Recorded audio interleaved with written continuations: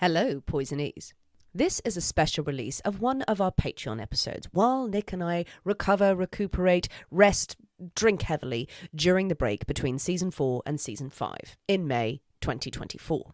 To tide our listeners over, we have decided to release one of our favourite Patreon stories from the last year. It is short, but it is absolutely crazy. It is the very popular, much requested, the Tottenham Outrage. If you didn't know already, our Patreon channel is stuffed full of bonus content. This includes nearly 200 episodes of Deadly Nightcaps. We also have guest appearances from some of our dear friends, such as Emma from Real Life Ghost Stories, Tim Cloak, even Sinead's husband has made an appearance and told a rather intriguing story about Napoleon's penis. There are also cocktail making videos, we have Zoom chats with our book club, and we also put out bloopers and gag reels. All this is available to the arsenic aficionados for just $5 a month. There's also a higher tier, Cyanide Connoisseurs, which includes an extra monthly episode from us, the Case Files of PC Morris, After Dark Snacks, where you hear the behind-the-scenes content from some of the weekly episodes, and they also receive a gift pack from me and Nick. We do mention Patreon regularly because it's the thing that helps keep this podcast going. If it wasn't for our Patreon supporters, we would not be able to have the time or the resources to keep churning out episodes, and we are incredibly grateful to our supporters. If you would like to try out Patreon, head over to patreon.com/The Poisoner's Cabinet. In the meantime, enjoy the crazy story of the Tottenham Outrage. This episode was originally broadcast on the 29th of August 2023. For the purposes of this release, we've removed the usual preamble that goes with our Deadly Nightcaps. But we have kept in the first reference we ever made to one of the best bad reviews we've ever received.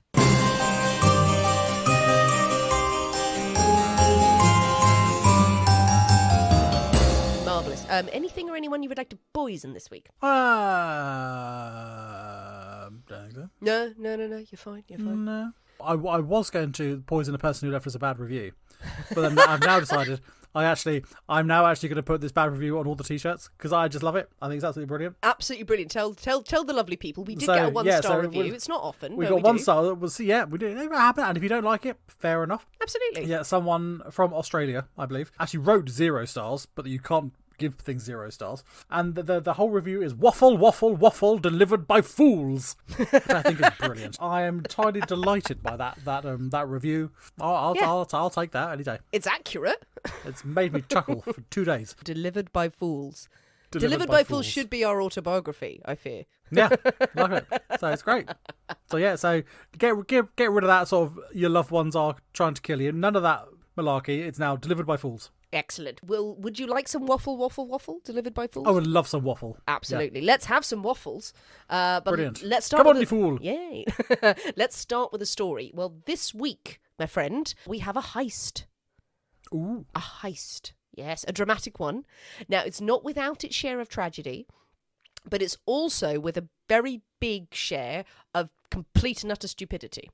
Brilliant. And farce and a lot of running around. As all heists should be. Exactly. Alleviate some of the sadness. Some people, I think this is a story that's been covered on other shows, and I think nearly all of them use the Benny Hill music. So this is sort of where we're going into. But this all centres around East End of London, 1909, in Tottenham area. Oh, okay. Yes, home of a football team that my husband appears to like. There is one there, I believe. There is one there. And it all starts at a rubber factory. Nice, okay. We all need rubbers. The rubber factory's actual name is Schnurmans. Schnurmans? Yeah, Schnurmans. That is how it is spelt and said, I believe. If that's how it's spelt and said, then fair enough. Let's go with that. So, at the centre of this farcical crime are 2 Latvian immigrants, Paul Helpfield and Jacob Lepidus. Now, these chaps are immigrants to the area, as I said, for years leading up to this point, so beginning of the 20th century, the East End has been flooded with Jewish immigrants. All of them fleeing from Eastern Europe predominantly and the Russian Empire. People fleeing persecution and settling in London's East End. Hence the area around Tottenham being nicknamed Little Russia. Paul and Jacob, though, are not mere immigrants looking for a new start, fleeing from the horribleness that is happening. They are revolutionaries themselves. They are part of the Latvian Socialist Party, aged 21 and 25, respectively. They had lived in Paris beforehand, and they had been predominantly smuggling revolutionary literature into Russia. Nice. Nice pamphlets. Many a pamphlet. Everyone loves a pamphlet. Most notably, Jacob's brother, who was very prominent in his revolutionary ways, had recently died while attempting to assassinate the president of France in 1907. That's quite dramatic. Yes, yep. He was going to blow up the president of France, but he blew himself up instead. Ooh. Yeah, not good. Ooh, not good. Yeah, not ideal. These things happen, but also... Come on now. But fearing retribution for his brother's work, Jacob and Paul, as friends, flee to London to the established Eastern European communities in the East End, settle there and go, okay, right, let's just regroup. The men found work, but their real aim is still to stay loyal to the Socialist Party and fund future revolutionary efforts back in Russia, back in Eastern Europe. This is what a lot of the party is doing. Tiny little bits of history here. Yeah, there was a huge amount of robberies going on to fund the cause. Side fact, the Bolsheviks, did you know they carried out a bank robbery in what is now the capital of Georgia?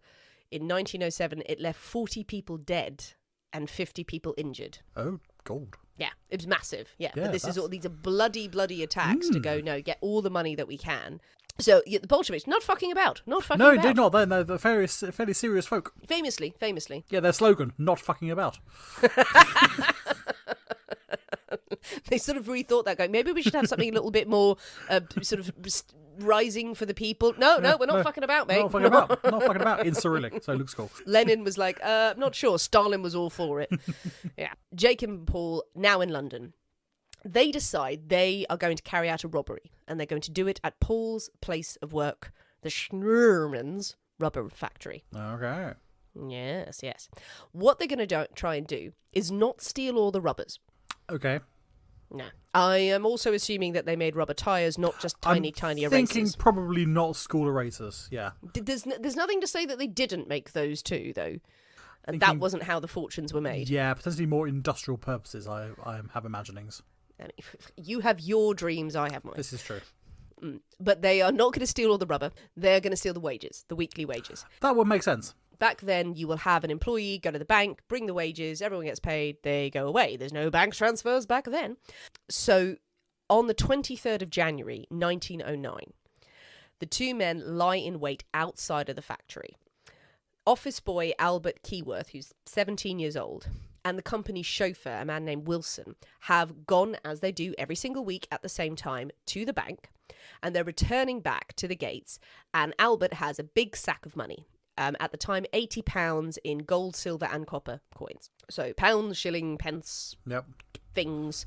At about 10, I don't know what the currencies were back then. Were there any other guineas? I don't know. There's all the crowns and guineas and all those sorts of things. Rubies, which at some point sapphires. I used to know what they all were, and I get so confused. And I still can't do old money. No, I can't. How many shillings in a crown and bits in a bob, and I just get very confused. Sounds like a cabaret song. And a chick and a bag and a bob. So about 10:30 a.m, the company car rolls up to the gates. Albert gets out to open the gates, and he's holding the bag of cash. He gets out holding the bag of cash, which is, why wouldn't you leave it in the car? Maybe he thinks the chauffeur's a bit shifty, or he's just manacled to it. It can't leave his side at any point. But either way, he gets out, opens the gate. It's a bad idea either way, because Jacob leaps out. Jacob leaps out and starts wrestling with Albert. Give me the bag, give me the bag, give me the bag. Albert's like, no. It's my bag. Give it back. It's my bag. Wrestling and fighting over the bag, rolling about. The chauffeur, Wilson, jumps out as well and is trying to help Albert. And it does seem like the three of them in a kind of a slap fight at this point, because they're fighting each other. Jacob grabs the bag, and as soon as he has hold of the bag, Paul jumps out from wherever. I don't know where they were hiding, behind a leaf. There's a lot of jumping going on. There's a lot of jumping out. There's a lot of jumping out. They must have been hiding somewhere, and this is in the middle of the East End of London, so maybe they brought in a bush to hide behind. But when Jacob has hold of the bag, Paul appears, and he's armed with a pistol, and this is a semi-automatic 32 caliber Browning. And this is a serious gun as well. Oh, yeah, not your old-timey stuff. This is proper. And he opens fire. Now, Jacob has a gun himself as well, but he hasn't pulled it at this point. I suppose he's just focused on, I need to get the bag before anything escalates. Now that they've got hold of it, Paul opens fire. and he shoots at Wilson, the chauffeur. Eee. Wilson is hit, but thankfully the bullets don't seem to cut through his coat. He must be wearing a very thick overcoat, because it's just by sheer luck that it sort of grazes his stomach. There's a couple of shots, but they don't really seriously injure him. So they fire and then run. They have their bag of swag. They're going to run, shoot off into the distance. They think they've scared them enough that no one's going to chase them. And there's one thing I forgot to mention about the factory. It's right next door to a police station. Right, okay. More thought may have been required for this. When you fire a gun near a police station, a few bobbies are probably going to go, "What's all this then?" I'm sure they did that in perfect unison as they were marching down the stairs with their truncheons. Putting their head out the corner. Oi, oi, oi, what's all this then? And two constables come out and they see the two men running down the street with their bag. Wilson and the others injured, and they start to chase. And here begins the chase. The chase through London street. Chase through London. Oh yes. Now, this is a busy part of London. So as these men are running down the street with the bag, the two constables are chasing after them. Wilson and Albert are shouting, and Wilson's trying to get himself together as well to get after them. And passers-by are looking. Ooh, police chase. And they go, "Oh, okay, let's get involved." One passerby, George Smith, sees this and jumps on Jacob. Sees him and just, "Oh, great, way!" Wrestles him to the ground. Paul shoots at him. And it is, again, another miracle that this man is not killed. Because the bullet, he does get a bullet in his collarbone. It's a survivable injury. He's shot at in the head, and it grazes his scalp. Gold. Like, literally by luck. Through his little cap he's wearing, he survives. Enough for the men to get away. With George to go, "Oh, shit, I didn't realise they had guns. I'm out." That was a mistake. I thought this was fun. But off they go running down the street. But George, having wrestled them, the constables chasing, and everyone in the street, they're not put off by the guns. They just are obviously bored, and they go, "Ooh, let's chase them as well." So crowds and crowds of people are now joining the police and running after these two men, who apparently are powered by the sun for how fast they run and evade people. More cops have come out. More bobbies are on the beat, are all running. None of them armed. Obviously, in England, it's not standard. Yeah, exactly. I don't think, even now, the bobbies don't have guns. There would have been guns in the police station, I fear, somewhere. Probably in the police station, but not just, to hand. No, but don't worry about it, because apparently everyone else in the street is armed in this story. The people chasing down the street, policemen commandeering bicycles off people, literally kicking citizens off their bike, jumping on them. One's on a kid's tricycle, probably, just sort of pedaling away, one's on a pogo stick. Battering. Get anything that they can get their whole hands on, running. One policeman takes a pistol from a member of the public. Good for him. Commandeering and joins your the gun. chase. Why have you got a gun? People are standing going, "Do we need a gun?" Everyone is packing. They just pull out guns. They're like, "It's the East End, mate." It is the East End, exactly. It's the East End. And they're like, "Oh, shit. Okay, well, we're going to have a talk about this later, but thank you." But for now, I'll borrow that. Running, and please do picture the policeman just running, waving the guns in the air, because it doesn't seem they know how to fire a gun, because no shots get off and hit these two men, who are just two men. Meanwhile, the car, driven by Wilson, the chauffeur, he has recovered from the minor injuries he has, but has got back in the vehicle and is going to chase him down. Good. One policeman jumps in the car. Another one is speeding alongside it, running alongside. They are chasing this guy down. So they catch up. The car gets close enough. Paul and Jacob now turn and start firing on the car. And as I said, they have decent guns, and relentless gunfire is opened on this vehicle. Everyone has to take cover. They pepper it with bullets. They hit the radiator, incapacitates the car. Wilson and the policeman in the car, again, are hit, receive several injuries to the face and the neck, but they are okay. But one member of public is not.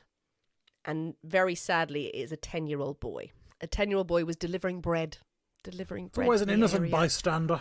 It was an innocent bystander. Ralph Jocelyn. He is hit in the crossfire in the chest, and he would not survive his injuries. He was killed. There is a blue plaque on the spot where he fell, commemorating his death to this day. Not really stopping to acknowledge who has been hit. The robbers stop shooting.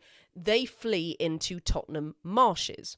So different layout as it is now, but yes, they're big marshes and patches of river, and you've got the River Lee, I think it is, around there, and places where people are hunting still. The police do not give up. All of the public, again, are scattering, trying to get at them. And one police officer by the name PC Tyler, he has been chasing them from the start. He has absolutely been hammering it down the road. He sees them go into the marshes. He manages to cut them off. He sort of slips through, knows the marshes well, knows them well. Sneaky routes. Okay. Gets in front of them, confronts them, approaches them slowly, and is heard to say, "Come on, give in, the game's up." Paul points the gun at his head and fires. And he is the second casualty. A fatality. He drops as the men flee. Passers-by grab him, take him to a nearest house to try and save him, but it is too late. He dies of his injuries pretty quickly. Again, a memorial to this PC sits on the wall of the Tottenham High Road police station to this day. So the men are still running through the marsh, tripping through with people chasing them over railway lines, all of the police and the public chasing them. The public have now been joined by several footballers. Okay. Who were playing a game and thought, fuck it, that looks like better exercise. Much more Off fun. We go. I don't know if it's from Tottenham Club, but there are just footballers who are just like, oi, oi, oi, oi, oi, running and chasing. Labourers have dropped their tools to pursue them. People have run out of their houses, allegedly branding truncheons and bits of furniture. I can imagine pearly kings and queens legging it down there, covered in buttons, costermongers chasing them with their barrows. It's all very East End. One man is on a bicycle waving a cutlass. Brilliant. Love it. Just no one is questioning this. He is living his best life. He really is just having a riding grand them old down. time. Doesn't get anywhere near them. But he has a cutlass. But I've got a cutlass. I can use my cutlass. It's rusted. It's just ancient, falling apart, and he's there on his bike, just humming the Flight of the Valkyries. He bought that 30 years ago. His wife went, "You're never going to use that, you're never going to use it." Sees this going on. He's like, now is my time. Grabs his cutlass off the mantelpiece. And off he goes. He gets so far and just cycles straight into a marsh and into the river. Shit! Perhaps bravest of all, Nick, bravest of all, a housewife who saw the men surge by. She comes out and she throws a potato at them. Brilliant. But I think you do a lot of damage with a potato. You can. A well-aimed potato. A well-aimed potato. Oh, I like you do. Yeah.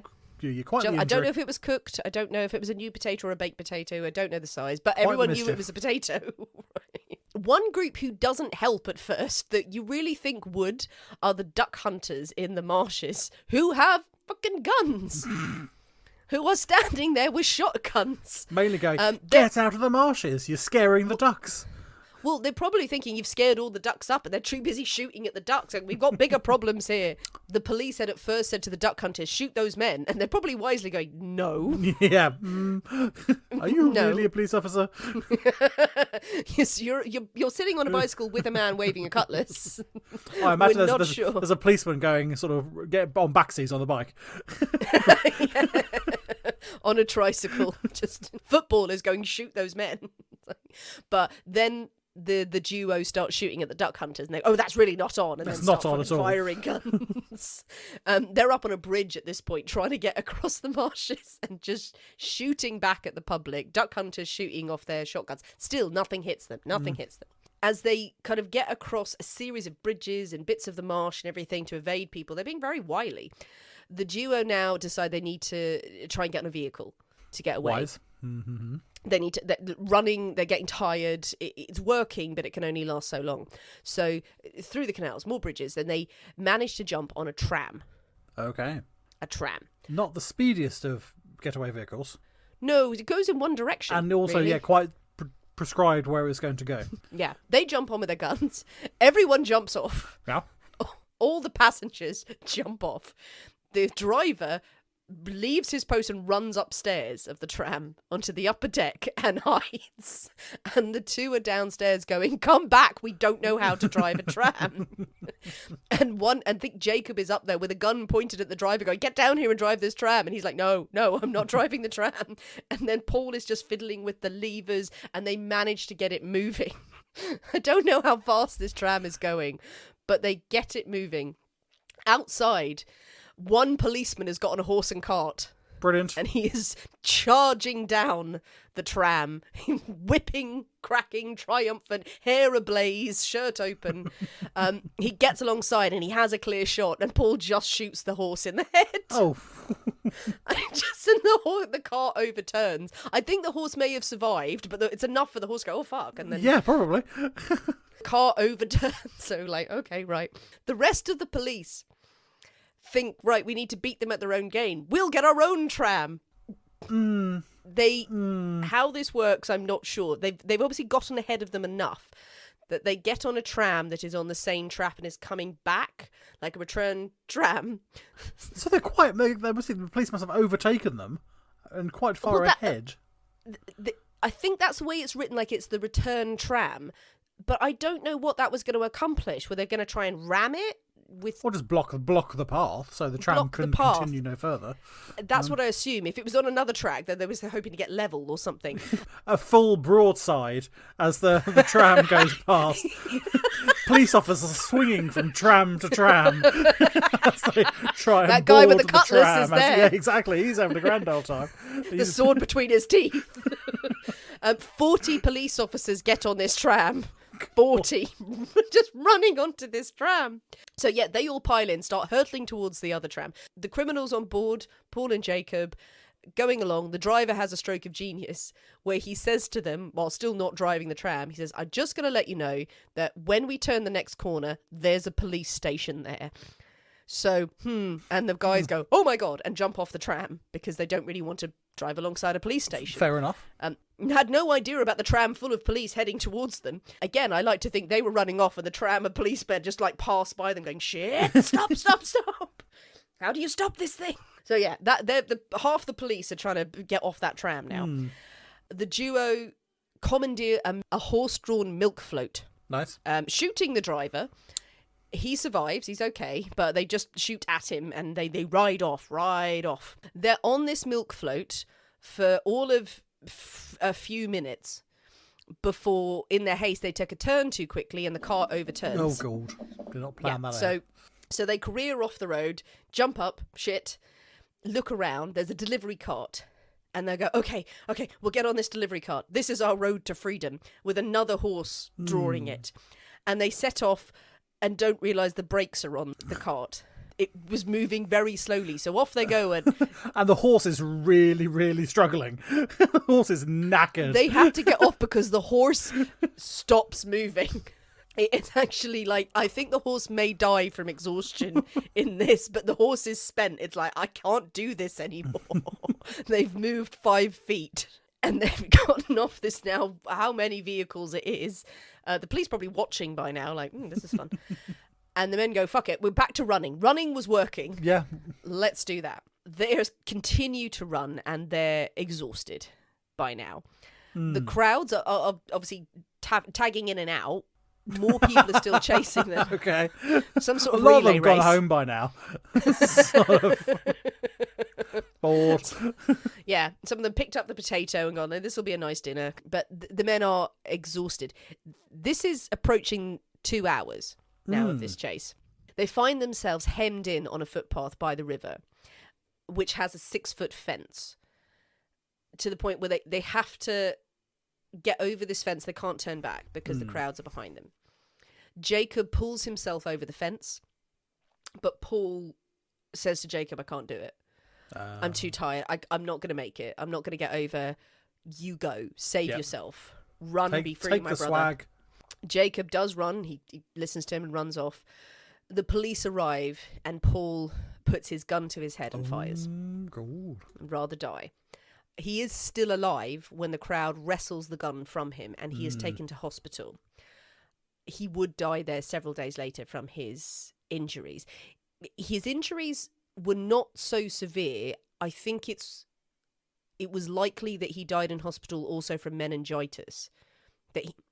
It was implied that, the head injury was bad. He might have recovered from it, but he got meningitis while in the hospital. Yeah, you pick up an infection or something like that, absolutely. Yeah, picked up an infection, so yeah, but fairly standard. Jacob is now alone in Walthamstow, by the way.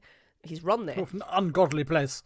Yeah, staggering, wondering what to do, trying to find somewhere to hide, to run to.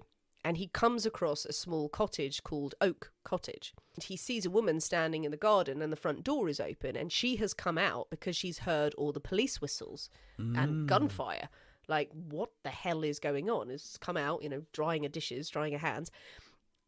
Jacob bolts through the front door, slams it and bolts it closed. She's outside screaming because her children are in the house. Yeah. She's, what the hell is going on? Who is this man? Absolutely screaming. The police arrive. She's like, help me get my children out of there. Jacob has run upstairs. He's left the children alone. He's not done anything. He's just literally run upstairs to hide. First of all, the police smash the downstairs windows and get the kids out. First priority, save the children. Priority. Yeah. The beautifully named PC Charles Eagles steps forward. Fancy. Yeah. He steps forward and says, I have a gun. I got it from a man over there. Again, a bystander said, you might need a gun. Here you go. Yes, here you have this. But he finds a ladder at the back of the house and goes, okay, I will climb the ladder. I'll look through the window, and if I get a shot, I will take it. I'll take this man down. So everyone is waiting. He climbs up the ladder, gun in hand, peers through the window, clocks where Jacob is. He climbs back down and goes to the policeman and says, the gun won't fire because I don't know how to take the safety off. Brilliant. And they're like, oh God, right. Eventually, Eagles and two other constables, armed with guns that work and a shotgun, probably have had a lesson from all the bystanders. Yeah, there's been some practice in the garden. Everyone's come out. Just take all of them, mate. Just take all of them. Got a bandolier now, just full of weapons. They've got a Gatling gun that they're dragging in with a coffin. They enter the house. They're downstairs. They note handprints on the wall by the fireplace, because Jacob had apparently tried to climb up the chimney to hide. Oh. It didn't work. No. But they head up the stairs. From the brief ladder work, they know what room he's hiding in. Okay, so they're all prepped. They've got their guns ready. They open fire on the door. Just pummel the door with bullets. They want to make sure that door is dead. Absolutely. For all intents and purposes, Jacob is just sitting in there. Yeah. Just looking around like, okay, it's a very big door. When they push open the door, the policemen start firing. But this is apparently at the same time that Jacob covers his head with a sheet, puts his own gun to his head, and fires. So it is contested whether the policeman took him down, but the inquest into his death would ultimately prove that it was self-inflicted, gunshot wound. He was going to go the way that his friend went. It's very possible also the police were firing anywhere but at Jacob, because they just came in just absolutely guns blazing, and Jacob went, this is pointless, I'm going to kill myself. The chase, though, has now ended after 2 hours across 6 miles, and 400 rounds of ammunition has been fired. Christ. 23 casualties and 4 deaths, including the 2 criminals. The money never recovered. Oh, wow. They didn't have it with them when they died. It's thought somewhere along the way they dropped the bag. Dropped, yeah. And one of the little passers-by went, oh, I'm going home now. Pick up a bag, sauntered home. Yeah. Did they drop it in one of the marshes or the river, or did someone go someone pick that up? Yeah, I think Jacob had about £5 worth of silver on him. That was it. An inquest into the deaths found that Jacob and Paul had murdered PC Tyler. Yes. And they had caused the death of the 10-year-old boy in the street. Quite right. Both the 10-year-old boy and PC Tyler had a joint funeral, and 500,000 people turned out to see the funeral cortege go by. The incident is known as the Tottenham Outrage. Tottenham Outrage. Oh, I like that. The Tottenham Outrage. And it resulted in the creation of the King's Police Medal, because it was felt that there needed to be recognition for the bravery of the police officers, however much we have laughed about them and how... Well, indeed, going up a ladder to stare through a window of a man who has got a gun and has shot people. Yeah. As soon as you put your head above that window, you're going to get your brains blown out. The 3 policemen who went into Oak Cottage were the first recipients of this medal, and many other police officers who were running down the street, running alongside the car, trying to confront them. And poor PC Tyler, who lost his life by confronting them and saying stop. They were rewarded and honoured for their service. And as I said, the blue plaques commemorate the 2 innocent victims who were killed, and another plaque marks the Tottenham outrage, which has moments of tragedy, but also brilliant. Also brilliant. Also just mad. So there you go. That is the story of the Tottenham outrage. Oh, that's pretty good. I like that. I like that a lot. And it was a very random one that I found last night. I was sort of looking through with Patreon, had an idea or something, and I went, you sort of Google weird stuff. Yeah. And then found this article and then went down the rabbit hole and were like, oh my God. Great. Love it. There we go. We love a nice, funny heist, don't we? Brilliant. Oh, that was very entertaining. There you go. Any thoughts? You feel? Oh no, just all a bit mad, really. But I just do love the way that everyone. See, if I saw people brandishing guns running down the street, I would be going, fuck that. I'm going to go and hide somewhere. But I just have the thought of all these EastEnders going, fuck this. We'll get involved. But we'll get just piling in there, going, there's not happening in our neighbourhood. Not in my neighbourhood. So, and just jumping in. Some chap got his cutlass out, woman with a potato, just bring it, anything I've got to hand. I can imagine some sort of housewives with rolling pins. Table legs. Yeah, exactly. Just anything that's there. Just, so this ain't happening around here. So. I feel there should have been a plaque as well for the poor horse that was trying to pull that cart with the brakes on as well. That horse had a hard time. Really did. Yeah. And it was said that this incident, and there were other robberies at the time, again perpetrated by Latvian immigrants, according to the police reports. And yeah, it's likely that everyone in the neighbourhood was packing, probably, like, oh yeah, we got guns. Unfortunately, it stirred up a lot of not good feeling towards immigrants, all sorts of really, really horrible sort of sentiments going, well, they're the scum of the earth and this is it, and this is what happens if you let immigrants in, and like, these are revolutionaries and they're not representative of everyone. But it did lead to a lot of nasty failure and a lot of anti-Semitism as well, just going, because they were Jewish they did this. It wasn't very pleasant, the aftermath afterwards. No. Good on them for putting up a hell of a chase. Yeah, they went for it. Yeah, don't kill people, obviously, or rob stuff. That was less good. That was less good. But Ronnie, well done. Yeah, no, I heartily approve. People get involved, get chasing after those crims. Yeah, I think back then you probably would have, because you probably were armed. Nowadays, like, we're all like, we would not cope well under this situation. No, indeed. At all. No, I think probably people back then were probably a bit tougher. Well, what do you think, people? What do you think of the Tottenham outrage? What do you think of the 2 perpetrators involved? What do you think of all the people who rose up and tried to ride them down on whatever was at hand, vehicle or weapon? Would you have gotten involved? Would you have gotten stuck in with furniture and books and just throwing shit at them, just if you're in the street? Or would you have hidden in a house and gone, absolutely not? Absolutely not.